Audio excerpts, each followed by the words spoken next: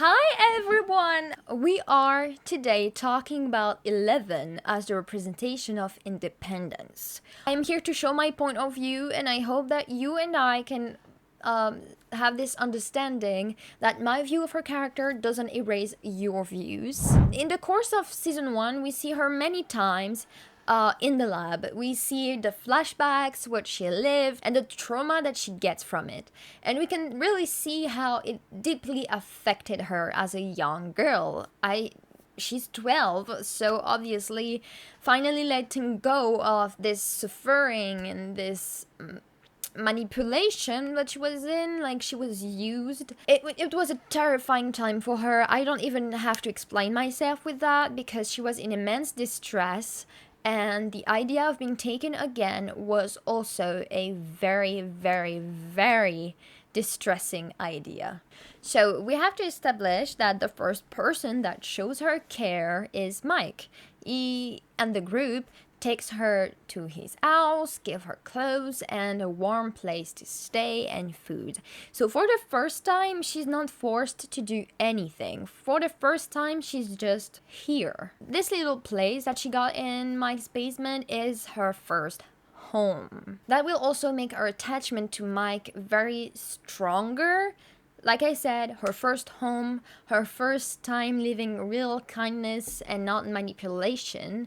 So it will be for her a very important person in her life. In this season, 11 will learn a lot about herself.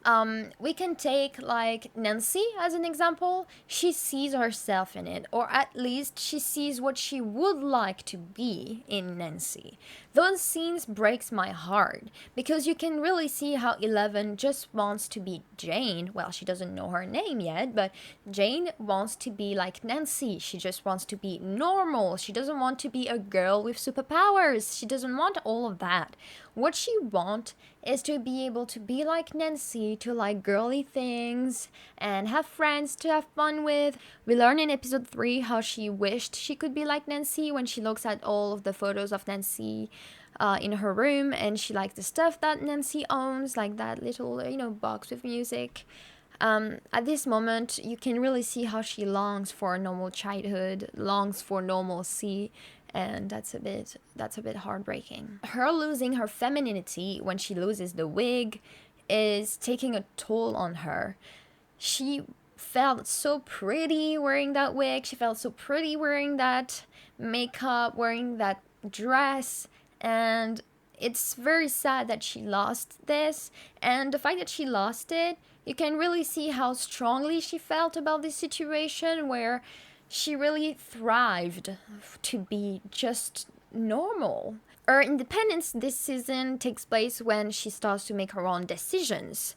Who she wants to save, when she wants to save them, if she decides to lie, if she decides to make that van completely fly to save her friends. I would say that her first very act of independence is running away from the lab. The faith that Mike has in her helps her go on, but not only Mike, Dustin also. Even if she finds it a bit weird at first, you see that she's still infatuated with them. You see that she wants to protect them anyways. And of course she has a deeper bond with Mike because Mike is the person that gave her a home. Even with their prior conflict, the group takes a turn and all finally get along, which reassures her, and then they finally go on about trying to find Will.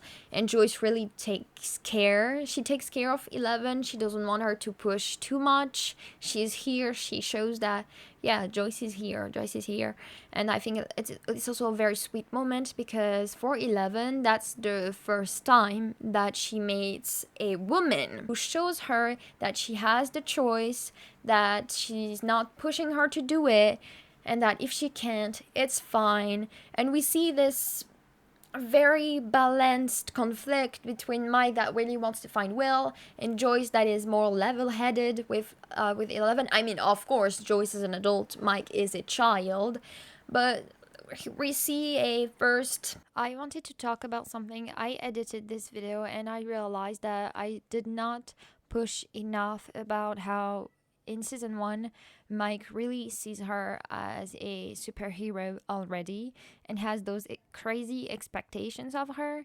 He calls her a weapon multiple times, and he doesn't even recognize that she's way too tired or doesn't have enough energy to continue on using her powers. He, since the start, have this idealization of her that is going to hurt her in the later seasons. I'm mentioning that again, but I don't think I'm talking enough about this. She didn't mean to hurt you. It was an accident. An accident? All right, accident or not, admit it, it was a little awesome. Awesome? Yeah, she threw you in the air with her mind. I could have been killed. Which is exactly why we need her. She's a weapon. Do you seriously want to fight the Demogorgon with your wrist rocket? That's like R2-D2 going to fight Darth Vader. We're no use to Will if we're dead. In this first season, she finds her independence with the help of Mike, Dustin, Lucas, and others. Protecting them came first in this, and she chose not to surrender to Papa when he came on, killing many in the process, but also by protecting her friend, she disappeared, sacrificing herself. Making that choice to sacrifice herself, making that choice to say no to Papa was the final nail in the coffin for this season, showing how independent that she was becoming. She wanted to make the choice. During this season, we encounter many flashbacks that contextualize her being in the lab, and then they should never be overlooked. In season 1, she's distressed and scared. I think in season 1, when we talk about 11, that's the curse of having a girl or a female character. Often her relationship linked with a guy is becoming the primary idea of her character and no longer the second idea of her character. A lot of people, when they talk about 11 in season 1, they talk about 11 in relation to Mike, which is understandable because she learns a lot from Mike. They have this sweet friendship that is being building up, but also a lot of people forget that in season 1, she knows nothing. She knows nothing of the world in season 1. They spent 5 days together, not enough to learn about things. She just learned about friendship and trust, and that friends don't need to lie. They shouldn't lie. And like, that's the only thing she knows. She doesn't exactly know what she's feeling. The only thing she knows is that Mike is the person she needs to stay safe because it's her place to stay. It's her home. And I don't think a lot of people realize the trauma and the emotional value that Mike has, not because she fell in love with him, but because Mike is the embodiment of the person that is going to guide her. When I say this, she spent all 12 years of her life in a lab. She escaped. In that lab, she was guided. There was someone who told her, do this, do that, do this, do that. Even if her education is very bad, she was like guided. Do this, do that, do this, do that, by Papa. Here she goes out. She doesn't know what to do. There's no one to guide her. And Mike take that role of the protector, the one that is going to guide her, ask her to do things, etc. He's taking that role. This is my first parallel with Brenner. No, he's not taking the role of a father. That's not what I mean. Mike is taking the role of the person who has to guide 11, because even though she has this will, even though she has this determination to save, to protect, and find Will, at the end of the day, she still needs guidance. She doesn't know a lot of things, and therefore she needs someone to ground her. And that's what the role of Mike is for her. And I really mean for her. And I will say, and I die on that hill, in season 1, for her, it's not romantic. I will die on that hill. She doesn't know what romance is. You cannot take all of what 11 did and just reduces it to romance after you literally got shown how traumatized and distressed she was in the laboratory that she left 5 days ago. Think how much she was confused when she was like, we will be brothers? And he kissed her. And she was like... And then everything happened and she sacrificed herself to save her friends. Because in season 1 she really knows nothing. So when people use season 1 for me as an excuse of like, Eleven cannot be toxic, look at them in season 1. Look at her in season 1. That poor girl, she's distressed. Don't push her into a relationship like that. Like, that makes me so angry. When she came to save him, that's the first time someone ever told her, like, you're not a monster. She thought she was a monster. She thought, like, because of what happened, the arguments and all that, she felt really bad. And he tells her, like, you're not a monster.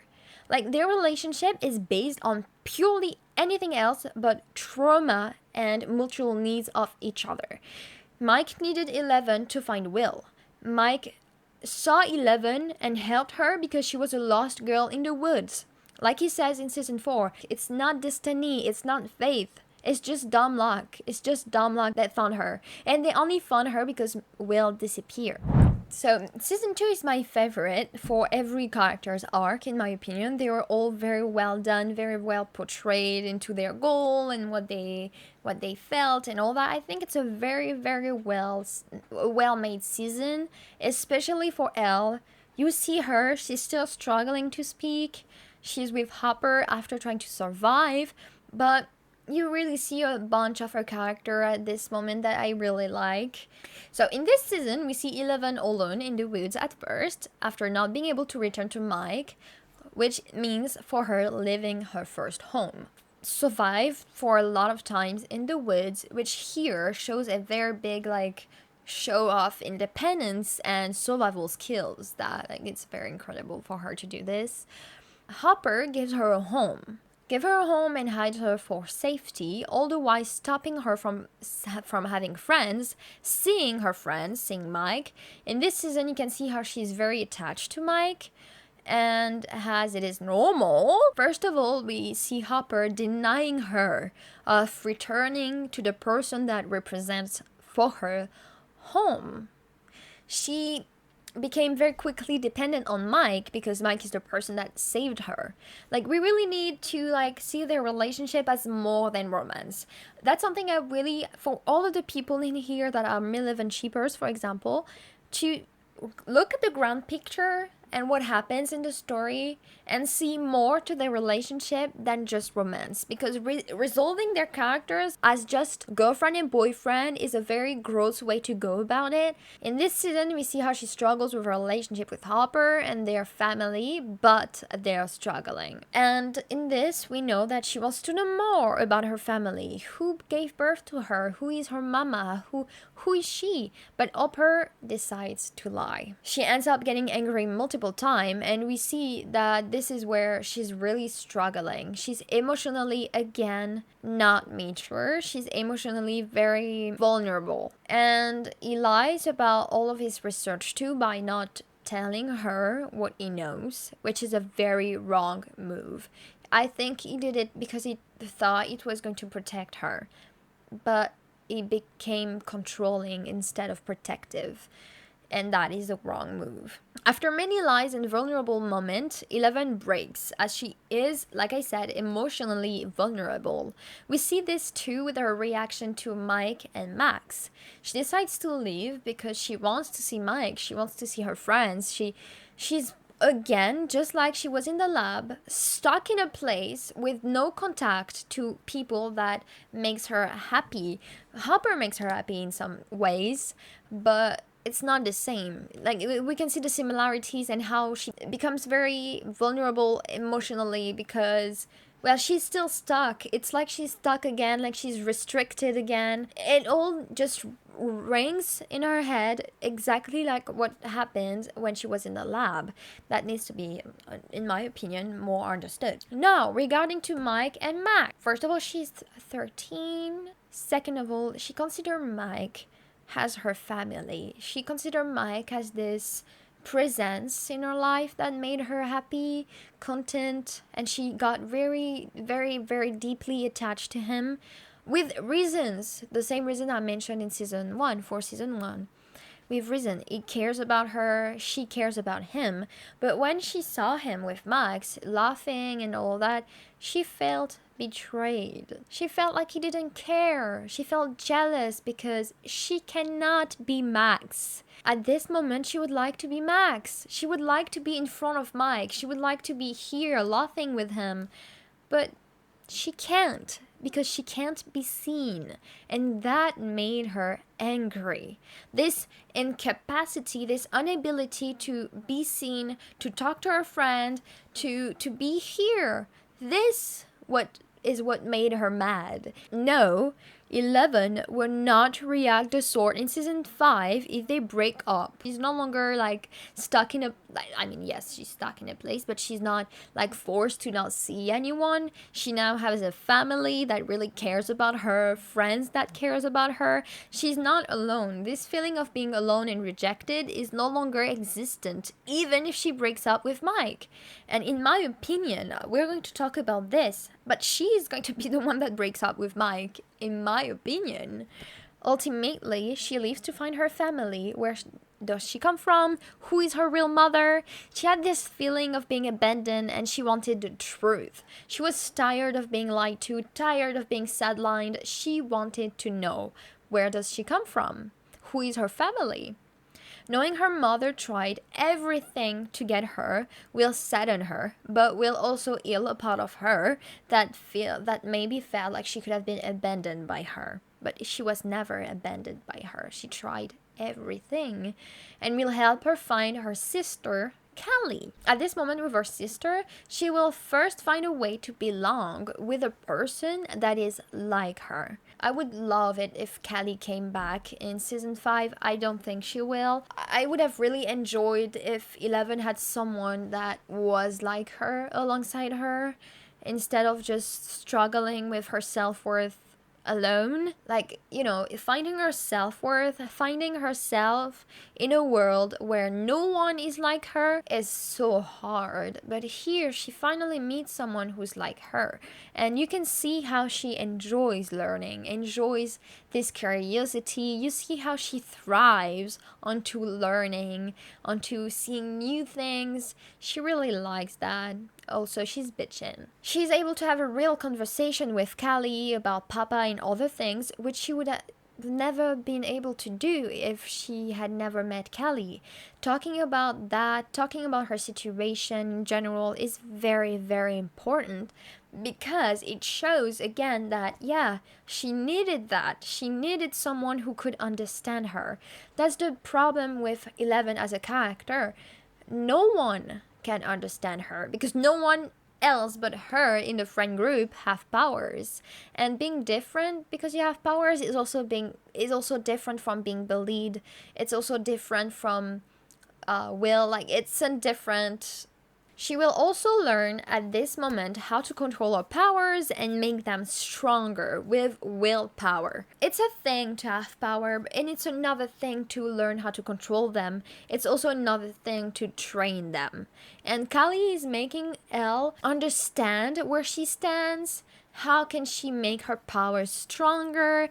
It's like a bit of a preparation. You know, it's a very important scene. It's a very important moment to her to be able to know what can be the catalyst of her powers, what can be like what can provoke her powers to be even stronger than that.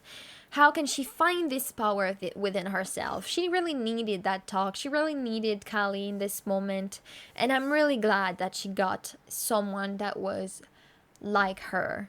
Her independence in season 2 is very marked.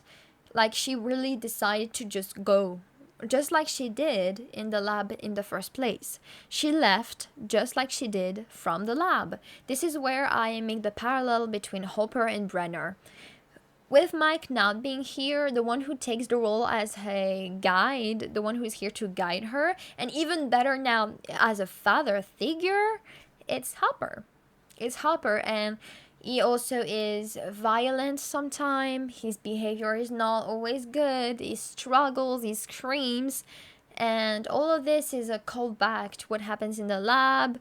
All of this, like, she struggled to understand. They have this inability to understand each other and what she needs and what she wants. It is like restraining her, controlling her again. Even if she's like more free, we can clearly see the parallel between her life in the lab, where she's stuck with no outside contact, and her life in the cabin, where she also has no contact with the people she would like to have, and she doesn't really have access to who she is. She kind of like watches TV all the time, which is probably where she learns what happens with Mike in season 1, like the meaning of the kiss. I think that's probably where she learned what it meant. Yeah, she still doesn't really have an identity, and her making the first move to leave, and instead of like wearing different clothes, makeup, a different style, is a very show again that she's independent and she's trying to find where she is and where she lays in her own story, in her own life. So I really think season 2 is very important for her growth. In season 3, what happens for her? So the first thing we see is them making out. I do not need to be reminded of those scenes. Yeah, disgusting. Just like the script says, they're 14, they're acting like everything is fine, like nothing ever happened. It's her first boyfriend, so she doesn't exactly know where the limits are. She doesn't exactly know how to act, and we will talk about this relationship. Unfortunately, in season 3, her relationship with Mike is like, again, a lot at the center of it. So we will have to talk about it, to talk about her independence. And again, I'm going to make a parallel with Brenner. I'm sorry to all the Mike's lover and all Minivan shippers that are watching this video. I don't think this is for you. But I'm not denying the care that he has for her. I'm not denying any of that. Not at all. So this season is when the actual relationship with Mike began. As romantic partners, boyfriend and girlfriend. This has to be established. Their actual romantic relationship starts in like ending of season 2 and in season 3. Season 3 is where they are actually a couple. So this is where we can see and like understand where they lay around each other. We learn pretty quickly how Mike and Eleven don't talk. They separate themselves from the group to make out, and that's how they view teenage relationships. You know, Mike is trying to repress his like hobbies, his friends. He put that all on the side, and well, he is forcing Eleven onto that because she doesn't naturally do things on her own. Like that's how they view teenage relationship, what it is that they have to do, trying to act as normal despite the evident lack of depth that their relationship have. And I know I'm gonna get slapped across the face, jumped for saying this. I'm sorry, but it's real. They don't talk. There was what, like 6 months, 5 months, something like that for their relationship, and she doesn't know what it is like to like something. She doesn't know how to know that she likes something. She doesn't know, and she's not aware that she can make her own rules and that she doesn't have to follow everything that Mike says and does. I have to say it. She doesn't know any of that until she's with Max and she breaks up with Mike. This is where I want to point out that this relationship stems from trauma and not from a friendship that built over time like Lucas and Max did. We see them paralleling, like how Lucas and Max can in fact be around their friends. They don't have a problem to do that and still consider it as a romantic moment. But Mike and Elle cannot do this. Mike and Elle represent the actual very typical teenage relationships where they like stop seeing everyone and they just make out all the time and there's no depth. But we know that those kinds of relationship never really go further than that. Like it's always like on the surface. And that's a problem. They share similarities, like Max breaking up with Lucas, all those silly things. But at the same time, we can also see how the routes that are taken are very different. How Mike reacts to all of this, how Lucas reacts to all of this. Those two are very different routes that are taken, and also has this big impact on Eleven, where she ends up breaking up with him. So what happens in season 3? Hopper kind of shake Mac and after that he lies, but he go deep in this lie instead of apologizing and just doing things correctly. So she decides that to call him, Like 2 minutes, I think there's 2 minutes, like he's not here in 2 minutes and she's already like, where are you? This, not healthy. She expects him to be here all the time at this hour and never, never, ever miss a day. And like this is not healthy. But what does this have to do with independence? Because this is a video about how 11 is supposed to be taking the route of independence. She shows up to Max. That's how it began. She takes the decision to do like, you know what? He doesn't want to be here. Okay, I'm going to see Max. This is the first time we see her enjoying herself to the max. Like she's enjoying herself. She's learning things. She goes to the mall and she wears clothes, photo shoot, ice cream. She's laughing. She's using her powers like in a laughing manner. It's lighthearted and she's having fun. This is the first time that we really see her enjoying herself like this. And it's like heartwarming to see. She's joking, she's laughing. Mike, she breaks up with him and she's laughing about it. She feels good, like she made her own rule. She was like, I'm not taking your shit. You lied to me. You lied to me and you're not making it good. I'm breaking up with you. She makes her own rules. She's laughing about it. She's not all that sad. She didn't lose her powers when she broke up with him. It was all lighthearted. It's very lighthearted. There's a lot of colors. Like, it's not dramatic. It's just like, I dump your ass. And she goes along with her day. She's strong. She's independent. She knows she can do it. And I think it was a very good moment to watch. I really enjoyed seeing her, like, taking her life into her hands, actually. Max tells her there's more to life than stupid boys, something that feels like you, not Mike, not Harper, you.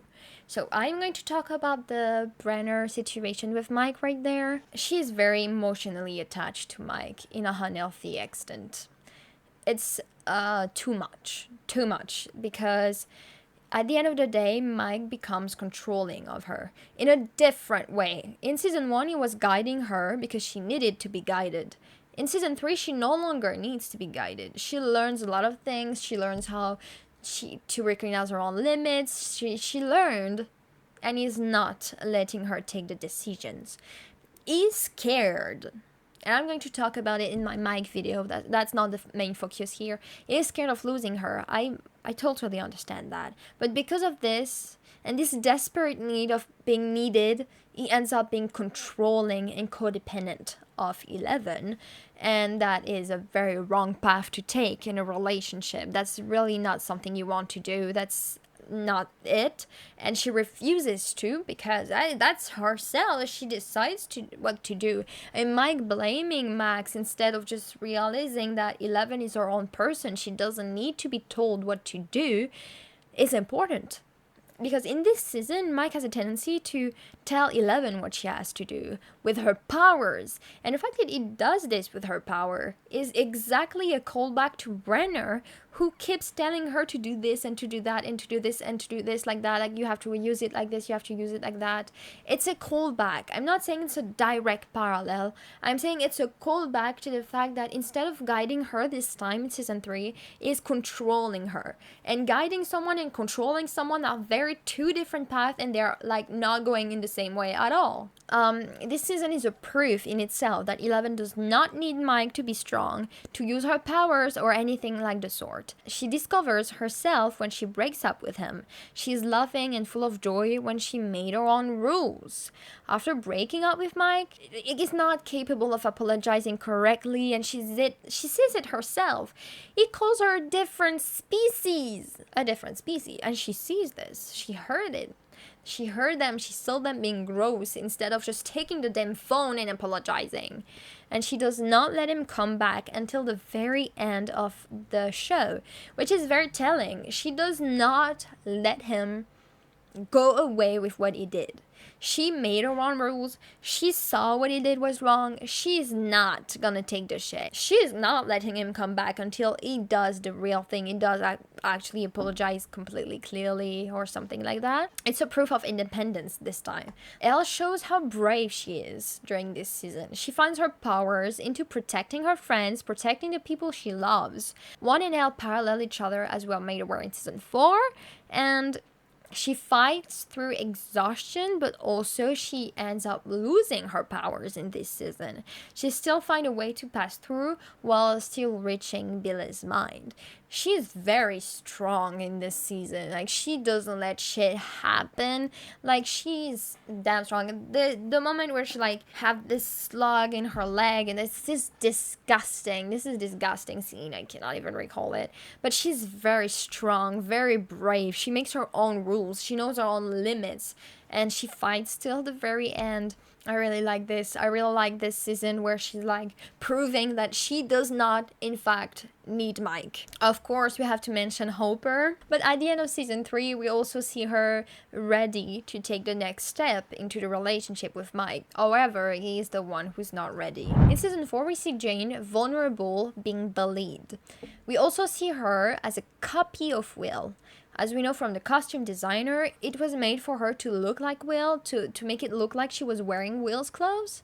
She lost a part of her identity by moving away. We quickly learn that she has been suffering from her loss of powers. You see when she's trying to fight Angela, this very awkward scene where she's like screaming, she tries to use them. She still think of them. Like, we know from this that she has a very problem with her self-worth. Like, her self-worth in season 4 is like on the ground. As her powers always seem to describe her, she's struggling, especially in her relationship with Mike. Her relationship with Mike is no better than it was in season 3, as we see them struggling again. Or at least we see Elle struggling. Mike seems to be completely oblivious to everything. Elle gets extremely hurt by Mike on multiple occasions, to where he makes her feel like a monster, exactly like Papa did. What did you do? What have you done? Those scenes are two direct parallels. This time it's absolutely crazy.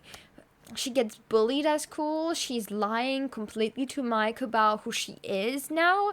It's very terrible, because at the end she gets completely humiliated in that Rinkomania scene in a way that's like cannot be not traumatic. I won't lie, if I was Jane, I would not only hit her once. So after all this, we quickly realize that Elle feels this way after the event of the opening, and she does not know where she lays and what she had done. She believes that she did all murdering, when in reality she did not at all. This internal conflict is weighing down on her in the same way that Mike and Angela did.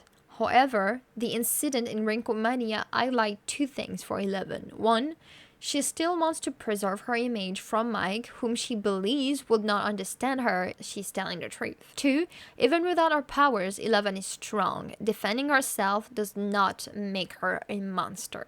Like, she's strong. She doesn't need her powers for that. I think I really would like her to know it. I don't think they're going to go for that route. But I would have loved someone to tell her that she doesn't need her power to be strong, because what is really strong with 11 is how she's slowly becoming more independent, but also how she drives from wanting to protect others. It's only her willpower that gets her there. Like, she's pushing through, she's pushing. She's a very strong and brave person, and that's what is making her strong. It's not her powers in itself. It's what relates to her life, who she wants to protect, her emotions, etc. That's what makes her strong, not the powers. And I think Mike not realizing that is a very big problem. We don't care that she is Superman. We don't care that she has superpowers. It's her braveness. It's her will to fight. It's all of this that needs to be recognized, not that she's a superhero. For a while, a relationship with Mike has been waiting on her, as her self-worth seems to rely on him at the start of season 4, and he is incapable of reassuring her. However, this will change once she accepts on trying to get her powers back, letting go of her dream of normalcy to return and save her friends. Later on, she knows what she wants to do. She's determined. That's a very strong way for her to be. Like, she's a very strong person. Dear Mike, I have gone to become a superhero again. From Elle.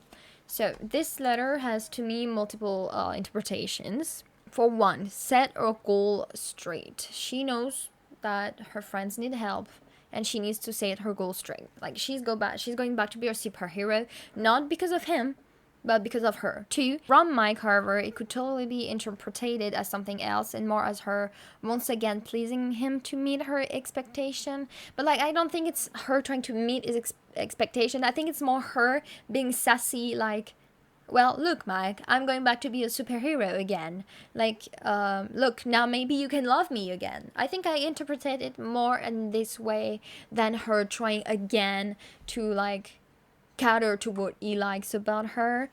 But Mike is already right. Elle does not need him, or at least not to have powers, not to be strong. She's strong on her own. She doesn't need Mike to be strong.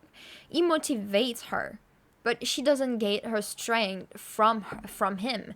This is such a gross way of talking about 11, saying that she needs Mike to be strong. This is so gross. This is such a like outdated trope in medias where a woman needs a man to be strong. No, she doesn't need Mike to be strong. She proves that to many people. Like, she proved that many times that she didn't need Mike to be strong. That doesn't mean that Mike cannot help her get the motivation, but needing someone to be strong and needing motivation are two different things. Once again, she doesn't want to feel the love from him when she's about to die and need motivation. This is what I'm trying to say. For a long while, Jane thinks that she killed all of those people, but she didn't.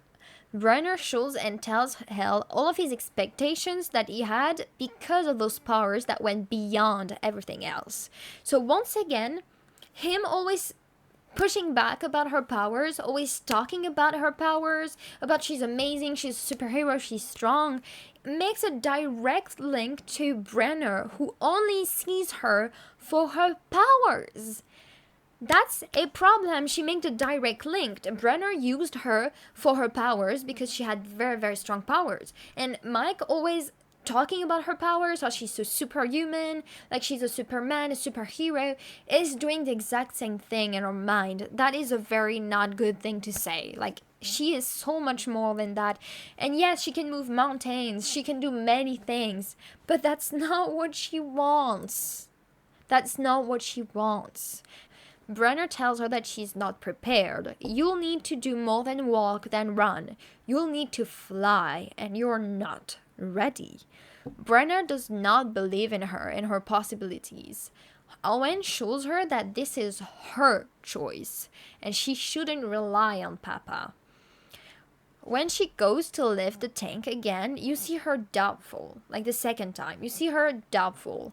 Brenner's words made her like this. Brenner physically stopped her from growing. But 11 is no longer a kid, and she stands for what she wants. She questions him after he said he was making the right choices.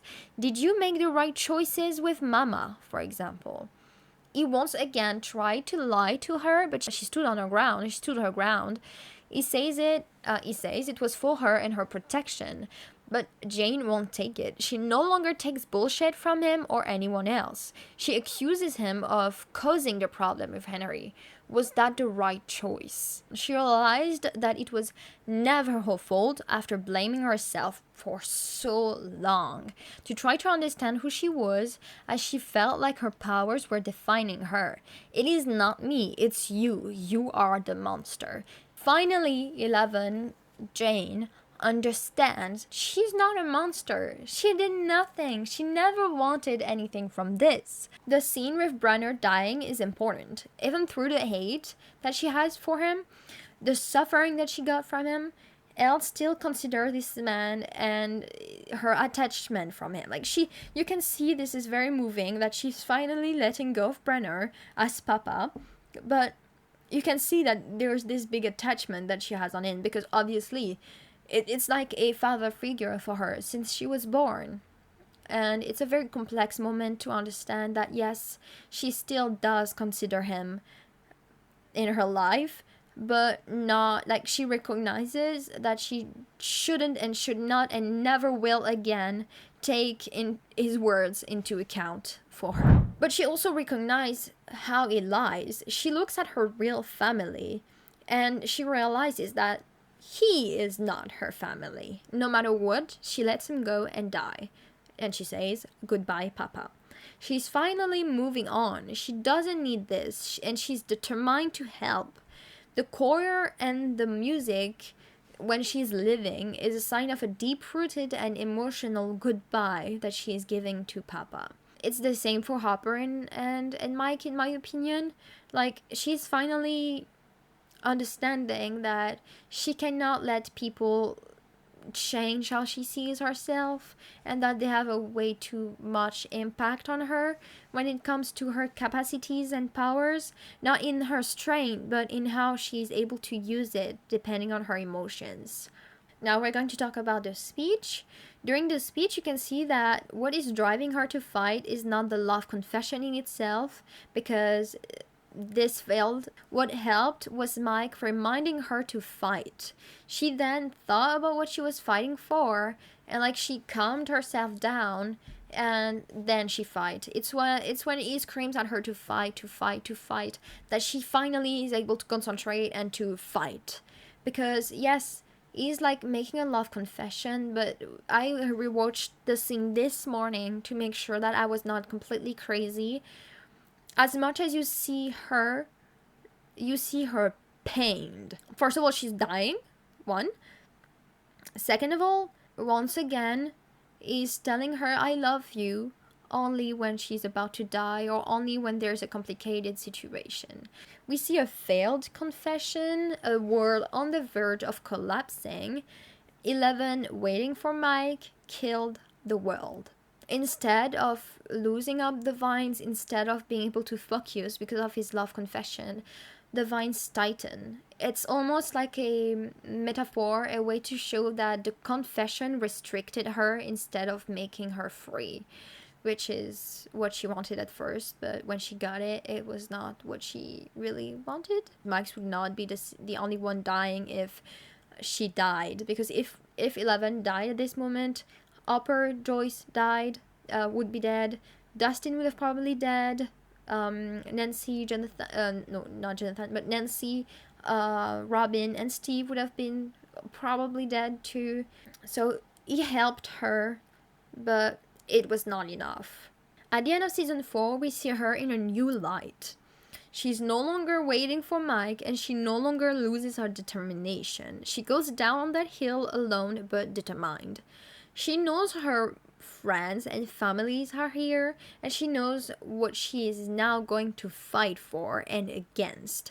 She's more than ever ready to fight and train for it. Furthermore, she does not turn to Mike for comfort, and she's ready to move on from this need. That doesn't mean the relationship is ending. That doesn't mean the relationship is ended. I am not a seer. I cannot know what happens in season 5 precisely. She can no longer wait for someone to believe in her. She needs to believe in herself. Yes, she needs motivation, but she needs to find that motivation within herself and no longer from Mike. We see this evolution that she has little by little of letting go of people's expectations of her, and she gains little by little her independence. And I think season 4 nailed the coffin of her realizing that, and maybe season 5 she'll take that final step into independence and says, and I believe that it's going to go like this. I think she's way too concentrate on something to like be in a relationship with Mike. So I think she's gonna break up with them. Like, she has to concentrate. Her relationship with Mike is not the main focus on her life right now. What she wants is to protect her friends and family, and to me it would make more sense for her independence arc to finally let go of Mike and her need to be motivated by him, to find herself finally getting motivated by her own will. She already does this, but she needs to continue into this route. So for season 5, we see her in a new light. She's training. She's once again determined to help and save. Not out of duty, but out of her own wants and needs, in my opinion. Save and protect her family. This is what she is going to swear by. She will go into the Upside Down and take it all apart. I do not know yet what her mission is in Volume 1. The closure of the Upside Down is also a closure for her. It's like, again, the nail on the coffin. She has to stop it. Like, she has to finally get her independence. The upside down, the powers, all of this needs to go, in my opinion. Like, she needs to discover the world. She needs to discover herself without the stakes, like without the stake of like followed by the military, without being in danger. Like, she needs to finally have an actual real independence that lasts more than like 6 months. In this season, her relationship with Hopper will be at the center, so I'm really glad that we'll be able to see that again. The two of them are going to go on a mission in Volume 1. I do not know why or what to do, but she will fight. She won't be there in episode 4 with the kids, Joyce, Mike, and Will, so I do wonder how everything will play out. She has confidence now. I mean, she'll needs to get motivated. She'll still doubt. Like, that's normal. Like, the world is ending. So, obviously, she still needs to be helped by her friends. But she has the confidence that they can also fight for themselves and that she will focus on something else. Like, she trusts them enough to, like, let them fight on their own instead of being here all the time to try to save everyone. I'm glad that it's going to happen, actually, because she's always the one saving the day for everyone, and this time it will be like her mission. From what Millie says, she also talk about Eleven and Jane finding her own self, finding independence, like fighting for what she needs, her friends and family. I can't wait to see how this is all going to play out, because she trained and her powers are going to be like herself, like what she trained them to be, instead of what Brenner trained her to be, which is a very different aspect, you know? This is her, and she finally, to me, accepted this part of herself that she was trying so hard to let go of. What Eleven needs to do, what Jane needs to do, is that she has to understand that yes, she is different. She has powers, but that does not mean that she has to stay stuck in them, and that she's still a person with or without them, because I don't know exactly what's going to happen to her, but like, she needs to understand that, yeah, she should like accept herself no matter what, regardless of people, just herself. She's not a superhero, she's not Superman. She has many weaknesses, and she needs her friend and family to fight this. Everyone is important, and this time they can not only rely on her as a desperation or as a desperate intent to save the world. She is human and also needs protection, hence Hopper is staying with her. As the final note, I would like to add that no, a breakup will never break this determination that she built piece by piece herself. Her powers do not depend on a man. She proved it many times, and she will once again prove it. I hope that she won't have to sacrifice herself, that she will not die. We could be pleasantly surprised. To me, the best outcome would be Jane alive and safe, finally away from this town, somewhere she can finally be what she always wanted to be. A normal girl with a little special power, or even without. I want her to discover life like she could never do before. I want her to have a life. And yes, I do believe that she has to break up with Mike. This is not a cheap war. This is just based on everything that ever happened in her relationship. Their relationship is based on trauma. Their relationship is based on whatever they need each other or not. Him saying once "I love you" when he's desperate because she's about to die does not count. Look, I know a lot of people love their couples. I just don't. I just don't, because the second we saw her cry to him from Mike, the second she did this, it was over. It's too late. It's a fight you cannot come back from, no matter what you do, no matter what you say. It's too late. Because not only did he not reassure her, but he also called her ridiculous. He stabbed her multiple times in the back in those moments. He didn't even realize that she was lying. And she was desperate to keep lying too. She almost begged Angela to say to her boyfriend that they're just friends and that, everything is fine. How is that healthy? Their relationship? On a deeper level than just saying "I love you" when she's about to die and making out? There's nothing! To me, Elle's independence will never be fulfilled unless she lets go of Mike. Because 11 started as someone dependent, going into independence. Stopping this growth just to keep the couple going doesn't make sense. If they wanted a love confession to save the world, they would have done that. But they didn't. It didn't save the world at all. So I know I'm going to get jumped because of those opinions. I am ready. You can come to me, go ahead. You can comment like that, I get referenced, and like there's more people watching my videos.